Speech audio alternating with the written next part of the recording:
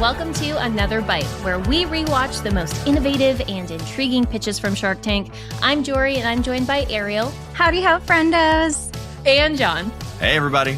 Today in the tank, we've got a product that will help you chop it like it's hot and ensure your kitchen knives are always a cut above the rest. Slice, slice, baby. All right, I'll cut it out. Now that we've got you on the edge of your seats, here's a quick ad, to steal the deal. You know it, we know it. Next year is creeping up quick. If you want to win inside your niche in 2024, you need tech that puts you in the pilot seat.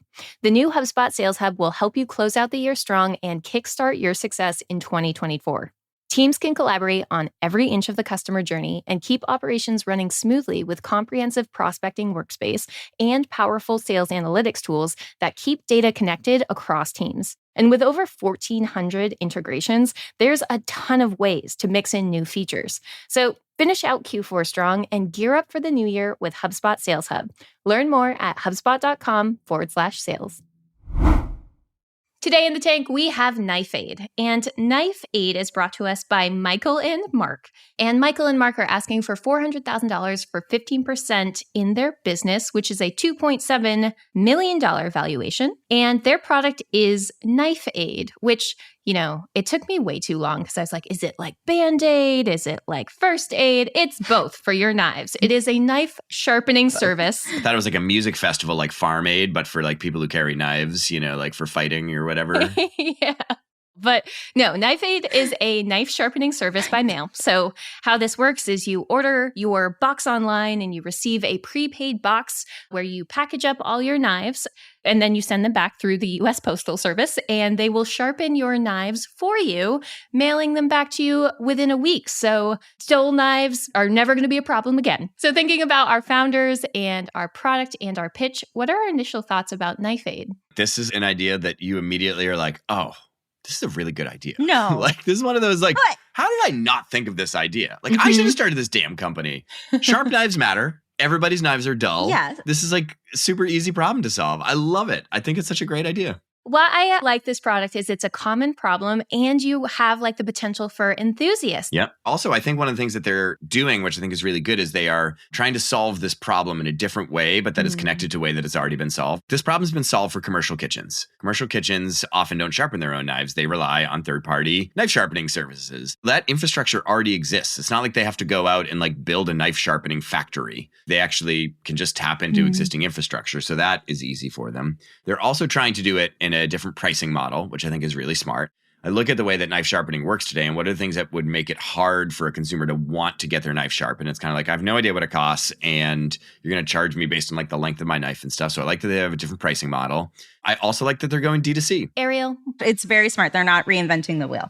I love the fact that the packaging is so easy and that the pricing model is great for non-knife enthusiasts like me. I'm just I have a bunch of random different shapes of knives. I don't know what a butcher one is. I don't know what the difference is. Yeah.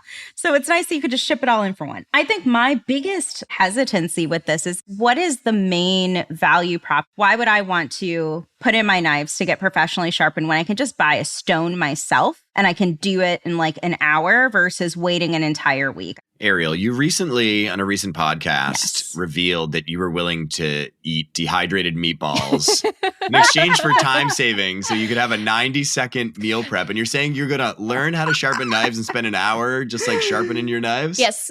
Yeah. Something tells me you're not the persona for this. Just throwing it out there. Have you ever used a whetstone? You got to spit on it. You spit on your whetstone.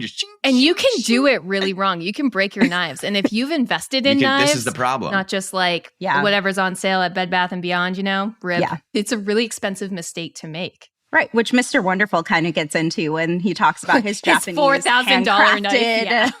Yes, maybe I'm not the audience for this because all the knives I get come with a pre-sharpener that I just sharpen with. It's true. I do not think everybody in the world is going to say, I'm going to start mailing my knives in. But I think there are enough people that have bought knives that want to keep them sharp and kind of don't want to deal with it themselves, either for fear that they're going to mess it up, or just because like they don't have the time. And the idea that you can just outsource and get incredibly sharp knives back is very appealing. What do we think about the model? Because I like the idea of per package, but I wonder if there was an opportunity for more of like a subscription-based service. So to sharpen a single blade, it was $10, which is, I think, really fair in terms of like getting it professionally sharpened. But what was interesting is, yes, there was a minimum order of 4 knives per package, but I was actually really curious about like the long-term cost of all-in-one pricing and was curious about your take on that.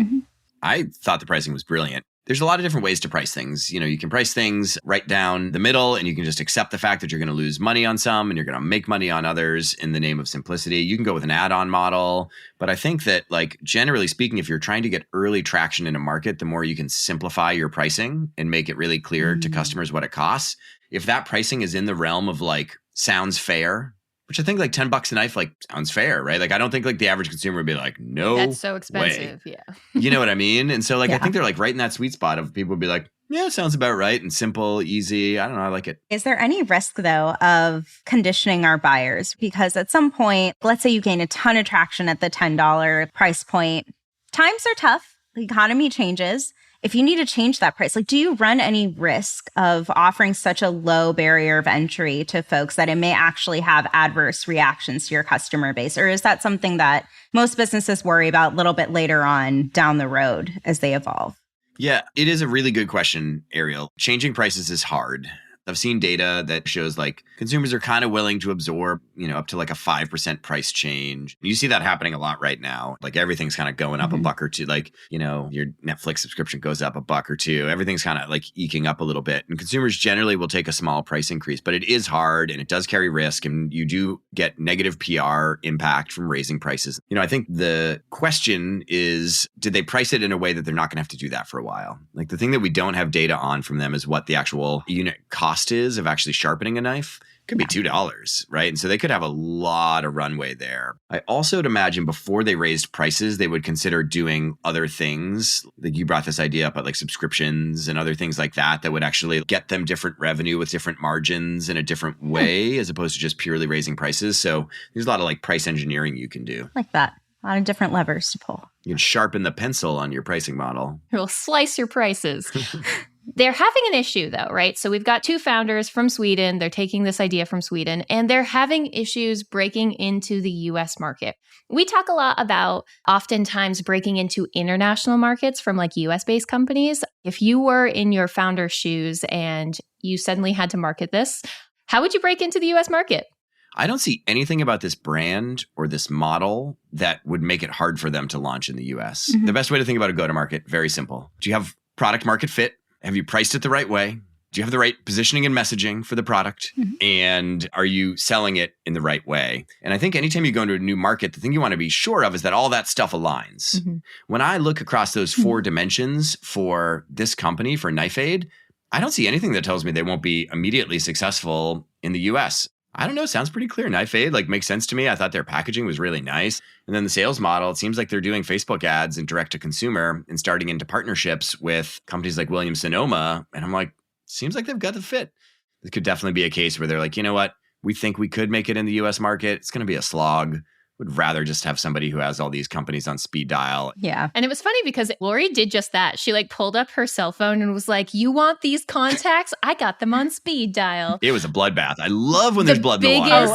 Biggest feeding frenzy. The fact that they went behind the stage. We got all these different like combinations of sharks, like Rowan and Lori, and then Kevin and Barbara. And Mark was just like watching it and all laughing. Mark is watching it unfold. Just like here for the show. Yeah. And the founders actually were like, we've got all these offers. We're going to go and deliberate about it. And Lori stood up and chased after them and was like, what you need? Like, what can we do to sweeten the deal?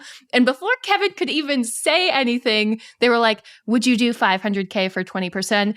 And Rohan ran up to them, shook their hand and was like, deal. So like, we also got a shark snipe because all of these sharks were like running up to these founders, just overwhelming them. And ultimately, as soon as Rohan shook their hands, the deal was sealed. So we got a very competitive Shark Tank deal. They got exactly what they countered with in this case.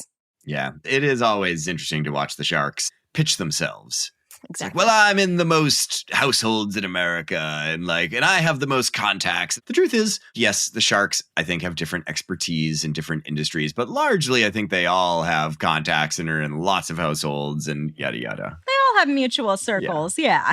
Since airing in the tank, currently Knife Aid is making about $250,000 per month in sales. So very much still a company. And we actually have some insight into the syndication of episodes and the company's bump. So every time Knife Aid's episode airs, Knife Aid actually gets a roughly 5 to 10x boost in sales. So kind of clout. Look at that correlation. I'm just saying, it's not causation, but there is some correlation there. Yes. I've never thought about the rerun market for Shark Tank and the idea that the sharks must lobby the producers and the networks so hard to re-air. Especially if you get boosts like episodes that they have made investments on and won deals on. It makes money. Wow, I never thought about that. That's so interesting. Yeah, there must be a whole strategy behind it. Yeah. It's just air these episodes. And the audience is like, oh, that's my favorite one. And it's like, is it just repetition? Buy these products. Yeah.